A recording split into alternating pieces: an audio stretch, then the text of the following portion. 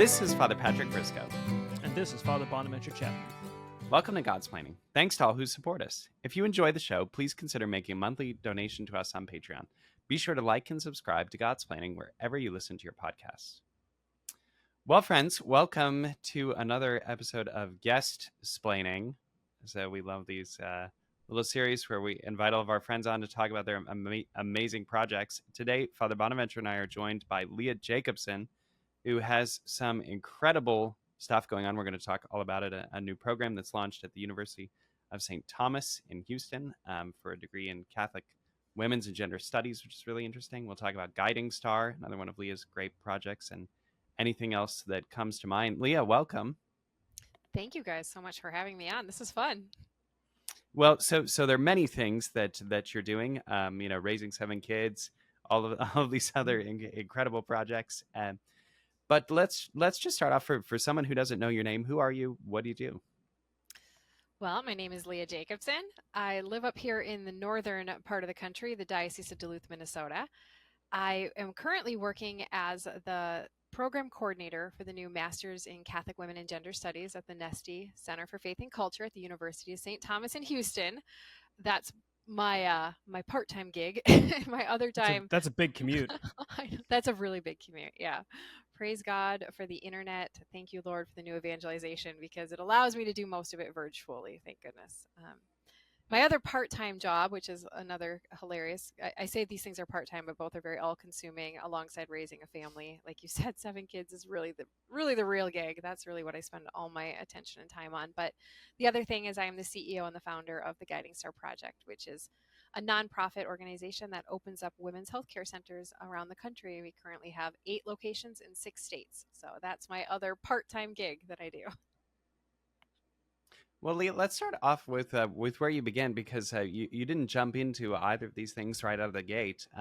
You actually started off in ministry as a campus minister. What were the experiences that led you to take on these projects, especially to help have a clearer understanding of women and to reach women with their particular needs? Yeah, thanks for asking. I think really even prior to campus ministry, I think what really gave me that deep heart and understanding for this is that I truly am a Midwestern farmer's daughter. I grew up on a dairy farm in central Minnesota, which I always joke about that it was destined for me to become a lactation consultant, because for the first several years of my life, I just been milking mammals. So now I'm working with women and helping them as a lactation consultant. But that's never been said before on Godsplaining, Every farmer is at heart a lactation consultant, I truly believe. So it was that deep connection, though, to God's natural order and God's natural law, living in an agrarian world, an agrarian community, where you see very clearly, in the spring you till the soil, you plant the seed, the rains come, the crop grows, the harvest happens. There's such a logical order to how God created the world. And when you grow up in that setting, you really take for granted, I think, that this is something that is clearly understood. It's almost an anthropology that you live in rural life that's just right alongside God. You have an understanding of how God has ordered the world for our good. And so when I went off to college, it was the first time I moved into, the city limits. I had lived out in the farm my whole life, and I moved off to Duluth, Minnesota, and I was just kind of, quite frankly, shocked at the secular world and college students and the way of thinking and the disconnect between not only their food source. That was always a fascinating conversation. Well, you know where that hamburger came from, but also just, how your body works and who you are as a person and how you're meant to exist in this world. There's a lot more order to it than we understand. So I knew right away that I was maybe a little different than my classmates, just having been a farm kid, which, I mean, all the farm kids that might be listening, all 6 of you that are out there, it is such a gift. Like, I've really come to appreciate that now as a grown woman, that it's a real education on life. Yeah, it is. It's fascinating, Leah, the difference between agrarian and kind of the modern, say, suburban or city lifestyle, and how disconnected it is to not just the land. Like, oh, if you're in the city, you're not connected to land. Well, so what? Who cares? well, this is what the land is reality in many ways, Yeah. the natural cycles and such, Yep. such that I've always told the student brothers, if like if supermarkets go down, I don't know what I'm gonna do. I think I'm just eat grass because I know where that is. I think I die if I do that. But like, I don't know where you get the animal with the little saran wrap meat packages. Like, I don't know that is that hiding underneath like the deer's flesh somehow. Like, do you just kind of is there a button you push and it gives out the little kind of styrofoam wrap package of meat? I wouldn't know what to do. I just would not know. I'd have to eat grass or people. It'd be those are the two options I'd have because I couldn't catch birds. And what I fire? No idea. So this is so like we just forgotten all of this, you know. And the interesting part is this is the weird paradox, is that we moved from the land to the kind of city. We moved away from the natural cycles of the human body in a sense, and knowing these things. And with we can control this, you know, we can now frustrate nature and put it under the microscope and under all these things. And yet today we live in a world that, bizarrely enough, cares so much about the body more than the soul. And yet doesn't have the tools to actually like see the body. This must be incredibly paradoxical for you in that many women and men come and talk to you and say like, we need to sort out this bodily stuff. And Yep. you're like, yeah, here's how you do it. And they're like, but that's old fashioned. Shouldn't we use these kind of mechanistic kind of way? And it's like, no, it's a body, right? It's not a machine. Well, the irony is, you know, to your point there, like, yeah, that's old fashioned or that's new agey. It's like we think it's either new age or old fashioned, yeah, which is just interesting. The pendulum swings on each side. But so when I got off to college and I realized that really the kind of Christian anthropology that I was raised in, this understanding of that God doesn't make mistakes, he creates an ordered world, that he's in relationship with us for our good, was really not held by most of my classmates. And I ended up getting really involved with the Catholic Campus Ministry program at the University of Minnesota Duluth as an undergrad in the early 2000s. Pre-Father Mike Schmidt's days is when I arrived at UMD and got really involved with the ministry. And by the time I graduated, the bishop of the diocese had hired me to run campus ministry. So my my husband and I, we got married very young. The week we turned 22 years old, we got married and we moved into the ministry house. And for the first 3 years of our marriage, we worked with college students who really were our peers. And many of them were older than us in some ways, but we talked with them all the time about the realities of married life and fertility and accepting God's plan and working with God as a couple, that complementarity of man and woman, masculine, feminine. What is this? Is it a stereotype that, you know, the woman does the dishes, or, you know, is an archetype that man is father? You know, all these questions we were dealing with 20 years ago at the start of our marriage. And it just really grew for me into a passion of, I want to understand how we got here. What in the world went wrong? And I had grown up, you know, like I said, farm kid, Minnesota. We had 3 channels on the television growing up. I missed the whole Friends era. I never saw an episode of Friends as a kid. I missed. Darn. I know. I caught up in college. Yeah. Oh, I wasn't sure what I missed. Don't worry. Yeah. But you know, I didn't have cable TV. I didn't have MTV growing up, and so I really missed a lot of the indoctrination, I think, of that third wave of the feminist movement.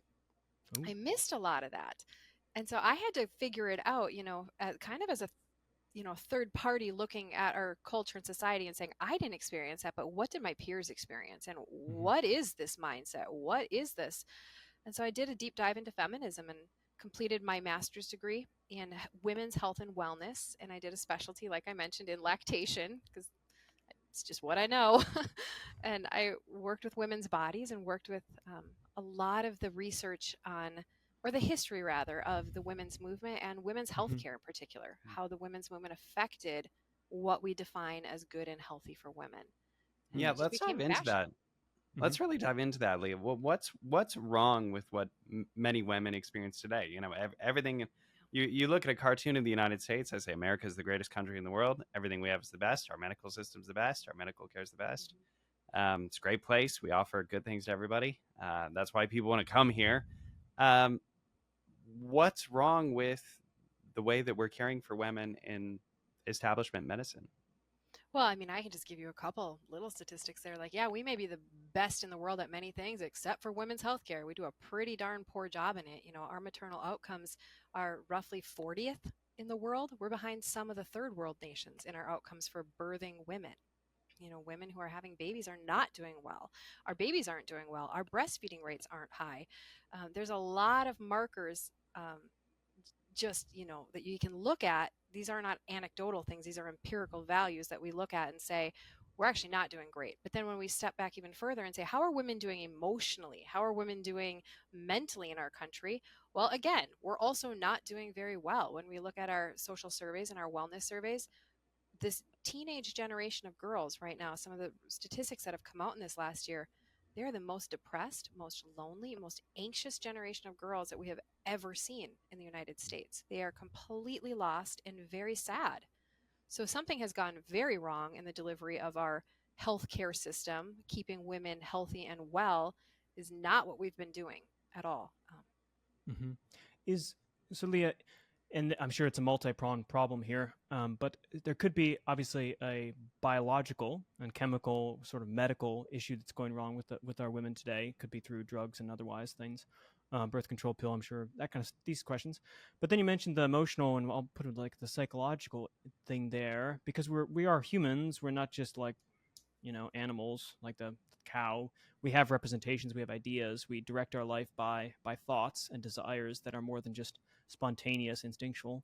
And we don't get lactated by other people in a general fashion. So we choose to do these things. Sorry. So I'd want to say, I snorted. yeah, that's all right. Is it also an image thing? And I don't mean the image of like a body image thing per se, but what it means to be a woman today. When you talk to those, for instance, the college students, when you talk to people today, you're founding this program in the institute down there for Catholic women's studies. I assume it's about ideas and about the images of what it means to be a woman from a Catholic perspective, or just from a philosophical perspective or a theological perspective. So which is more important, or what's the relationship between the medical side of things and then you could say like the intellectual side of things? Yeah, and that's one of the things I love so much about how we formed this program is it's this perfect marriage of recognizing that dualism has permeated women's healthcare. This mind-body kind of disconnect, that your body is this inconsequential piece of, it's not really who you are. Your mind is really who you are, and you just do whatever you want to your body. And what we see in women's healthcare in particular is almost a medical gaslighting of women. When women come in and say, I'm experiencing these symptoms, and this sort of very paternalistic system saying, no, that's really not what you're feeling. Women report this rampantly across all areas of medicine. Every time they go in for any sort of procedure, exam, anything, that they feel their symptoms are under, that they're not really being heard. Just that that they're being doubted, they're second guessing them.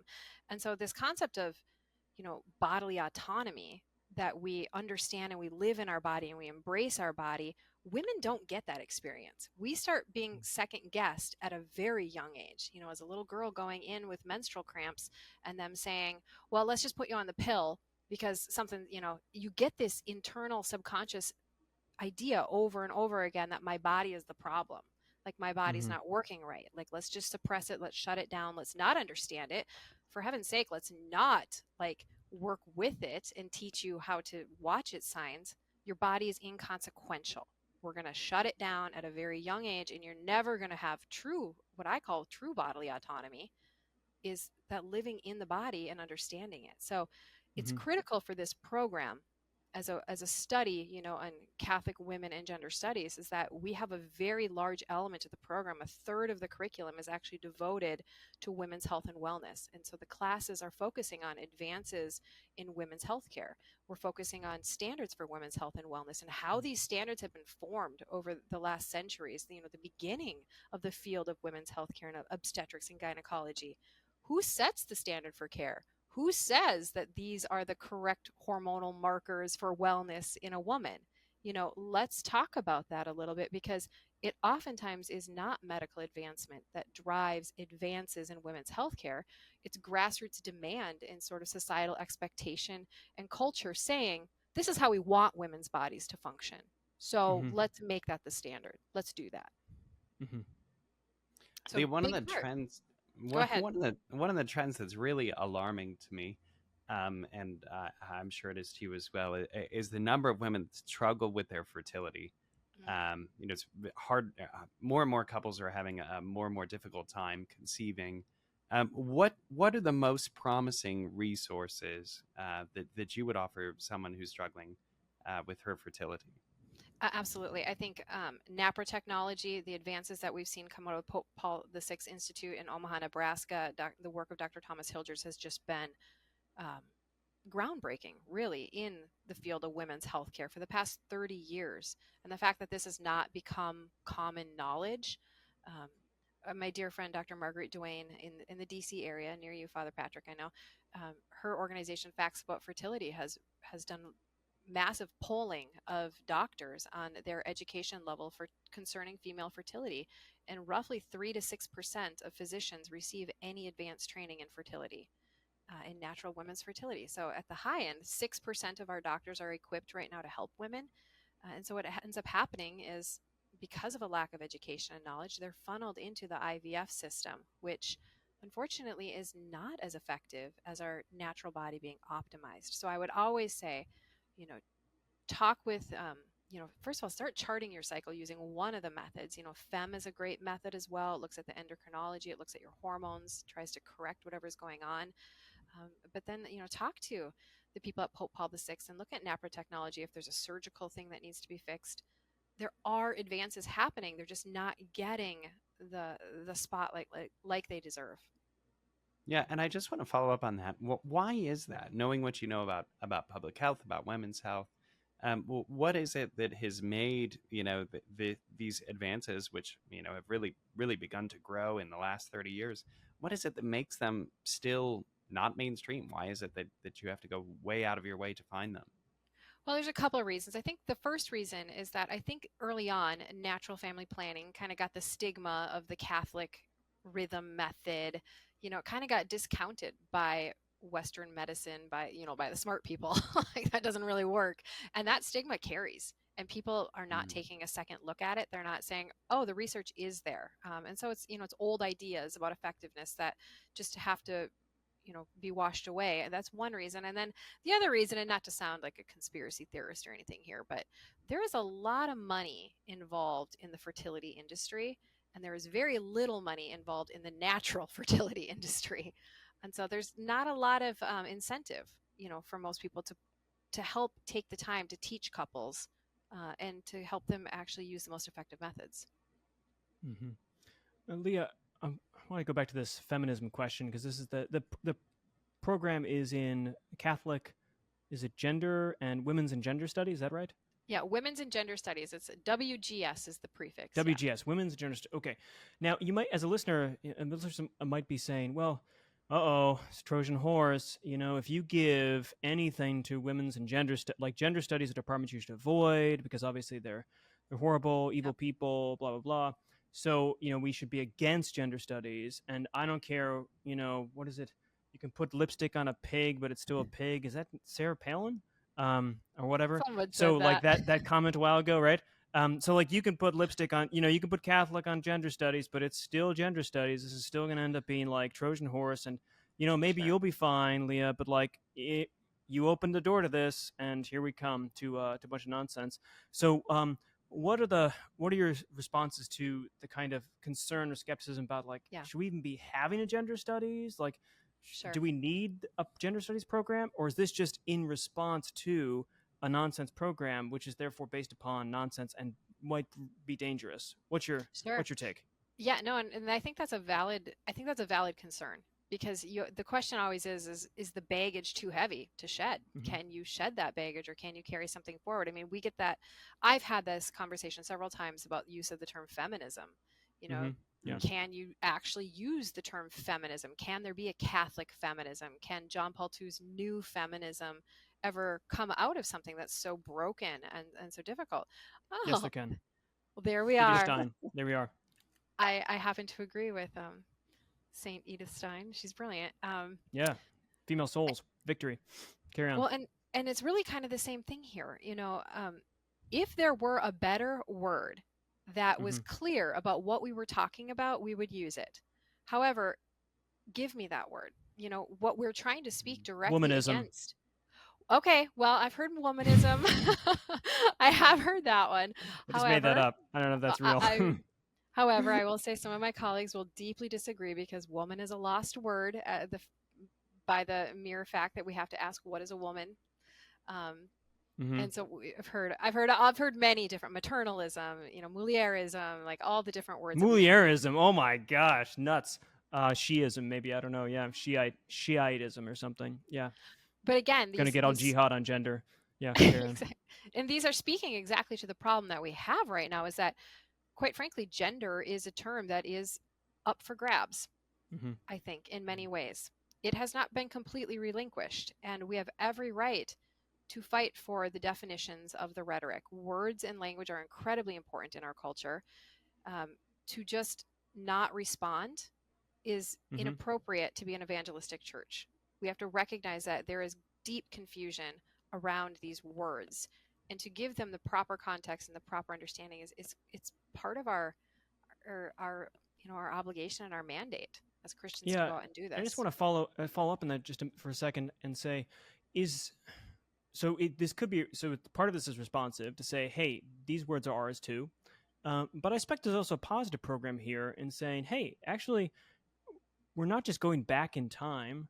We're developing accounts of femininity and masculinity, of being a woman and being a man, male and female, that need to be talked about, that maybe weren't talked about before. So I assume it's not just a rear guard kind of, give me that word, don't give up gender yet, like some other words been given up, but also like, actually, there's some really positive things to say, and there are people that are saying things that speak directly to modern life and assist them to navigate what it means to be a woman and a man, therefore, since the two are, of course, related.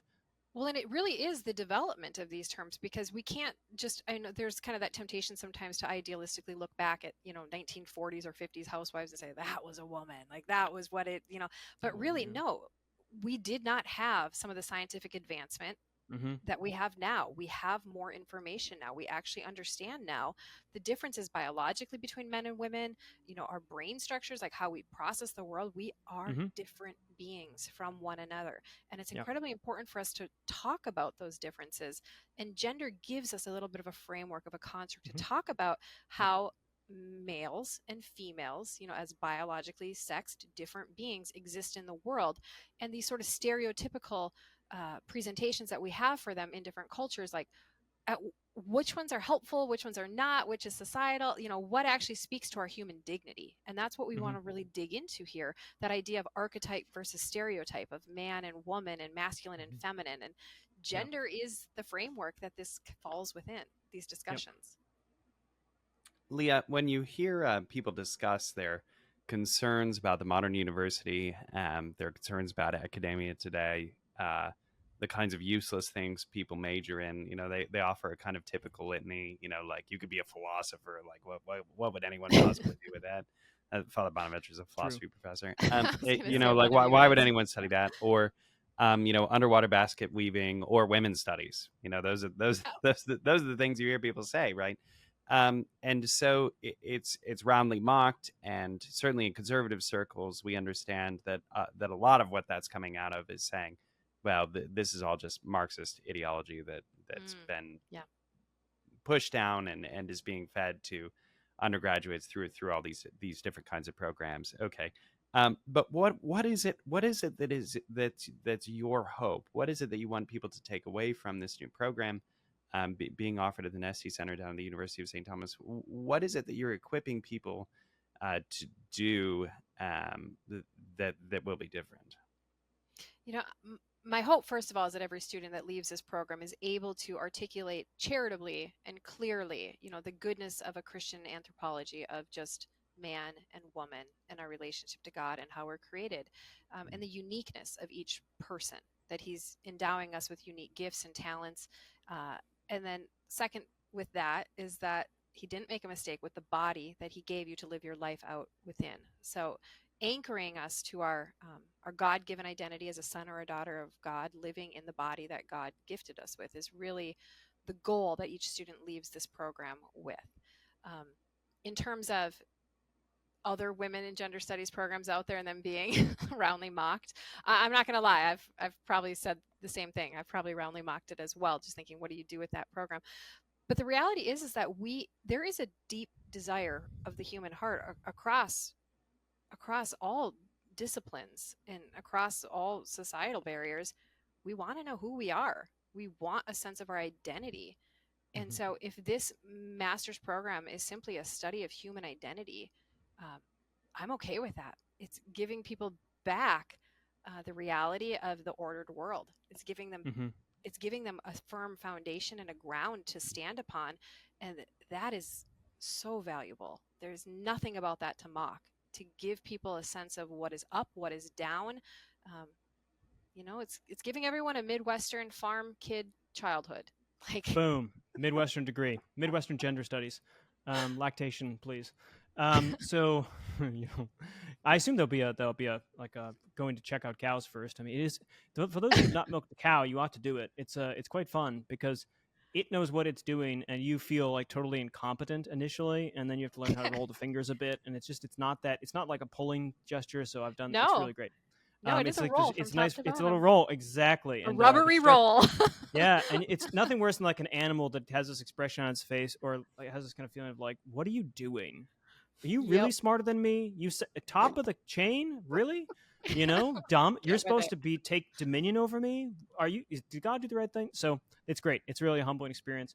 I want to ask a question about maybe sources, you could say, of inspiration and help here, because I think for me, some of JP2's work on this issue, the feminine genius and all of this, will be more important in the 21st century than it was in the 20th. I think there was he got a little flash in the pan for theology of the body kind of stuff in the 20th century. And then he's kind of gone into a little bit of a lull, maybe. He's coming back, I think. There was a little lull because of traditional stuff, blah, blah, blah. But I think in the 21st century, his discussion of man and woman, that's going to be the thing that matters the most for us. So JP2 and Edith Stein, for instance, I see as huge players in this. But what thinkers and saints maybe have given you inspiration for this kind of program, serve as like exemplars or patrons, you could say? Well, personally, and I'm not sure why she came up so strongly right as we were beginning to really think through the content of the program, but Hildegard of Bingen, for whatever reason, has kind of like pushed her way forward as just like this force to be reckoned with at a time when women, were really, there's not much recorded about women in that time, and yet she just kind of rises to the top of she's everywhere. She's writing music, she's doing medicine, she's speaking. So she's been a really important influence for us. And it's just always Catherine of Siena. You can't overlook her. The Little Flower has edged her way in a little bit. Teresa Lisieux, Joan of Arc. I mean, just all the different ways that women show up in the church. I think that's going to be the focus of Pia De Salini's class. Dr. De Salini, she's doing a class on Catholic thought and feminism, and she's pulling all of these saints. What did the different women in the church say about these issues, and contrasting it a little bit with the secular voice of feminists at the time, and where is their convergence and where is their intersection, and where do we completely go off the rails with one another. In terms of more outside the church thinkers that were taking inspiration and a lot of just pausing to really read what they had to write, it was some of these early feminist thinkers, Mary Wollstonecraft. Like, what did she have to say about things? Like, it's important for us to actually dive in and understand where the foundations of this movement came from, and is there anything salvageable there? And I would argue that there is. There's a lot of virtue in some of these early women thinkers. So we're talking a lot about the history of the feminist movement, the history of this sex and gender, the sexual revolution even. And a lot of reading throughout there. So we'll be reading secular feminists, we'll be reading, Simone de Beauvoir and Judith Butler and all of them. Lucy Irigaray and all that. We got to go there. You got to understand what they had to say. Yep. Well, Leah, I just want to say also, I just want to say thank you so much for joining us today. I really appreciate you coming on to talk about this new incredible master's degree at the University of St. Thomas and the Guiding Star Project, a great project. Where can listeners find you and find resources and information about these great projects? Yeah, Guiding Star is at guidingstarproject.com. And again, that's my nonprofit that I'm, the part-time CEO of. And then this program, this master's program I love our domain name. I think it's easy. It's www.catholicgenderstudies.com. So Catholic Gender Studies is going to take you to the University of St. Thomas. Hopefully you can remember it. Hopefully you can find us. It's important that we talk about these issues. Well, again, thanks so much for joining us and for having what I think is a very important conversation today with us. Thanks for having me. Friends, thanks for listening to this episode of Godsplaining. We encourage you to follow us on Facebook, X, and Instagram. Please like and subscribe to Godsplaining wherever you listen to your podcast. Leave us a 5-star review. We love leaving the reviews. If you have questions for us, shoot them in. Maybe you have a question for Leah coming out of this episode. Let us know and we'll get that to her. If you'd like to donate to the podcast through Patreon, follow the link in the description. You can also follow the links in the description to shop Godsplaining merch and to get information on upcoming Godsplaining events. Friends, thanks for tuning in today and joining us for this conversation. Please know that we are praying for you and we ask that you would pray for us. God bless.